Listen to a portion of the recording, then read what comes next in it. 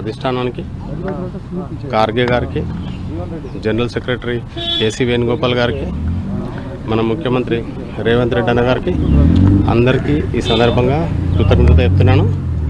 నాకు ఏది ఇచ్చినా కూడా ఆపర్చునిటీ తగ్గట్టుగా నేను మెలుక్కొని పార్టీకి ఒక సైనికునిలాగా పనిచేయాలనే ఆలోచనతో నేను కాంగ్రెస్ పార్టీలో జాయిన్ అవ్వడం జరిగింది.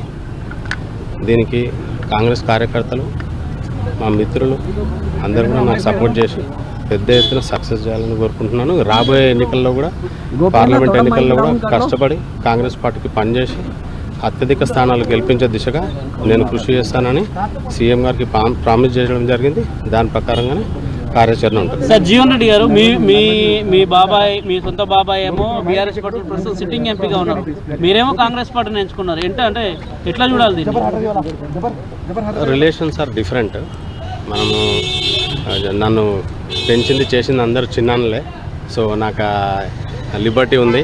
సో ఈరోజు పార్టీలకు రావడానికి కారణం కూడా ఏంటంటే వాళ్ళ గ్రీన్ లైట్ తీసుకుని నేను రావడం జరిగింది. So family is intact and parties are different. దీన్ని అట్లాగే చూస్తాను నేను. అంటే అసెంబ్లీ ఎలక్షన్స్ అయిపోయి మీకు చాయిస్ ఉంది ఒక మహబూబ్నగర్ పార్లమెంట్ స్థానమే, కానీ ఆ మహబూబ్నగర్ పార్లమెంట్ స్థానంలో ప్రస్తుతం అభ్యర్థుల వేట కొనసాగుతుంది. మీరేమో రేవంత్ రెడ్డికి అత్యంత సన్నిహితుడు పేరుగాంచారు. ఏమన్నా అవకాశం ఉందా మీకేమన్నా ఈ లోక్సభ ఎలక్షన్స్ లో? ఆ డిస్కషన్స్ అయితే ఏం కాలేదండి, కానీ పార్టీ ఏది ఆదేశిస్తే దాని ప్రకారంగా నేను ఉంటాను. సో పార్టీ ఇంతవరకు అయితే నాకు ఏం కమిట్మెంట్ ఇవ్వలేదు. నేను have joined in Congress party a commitment లేకుండా కూడా నేను కాంగ్రెస్ సైనికుల్లాగానే పనిచేస్తా, కానీ ఏదో పదవిస్తే దాని గురించి నేను రాలేదు. ఎప్పుడు నా ధోరణి కూడా అది కాదు. Thank you.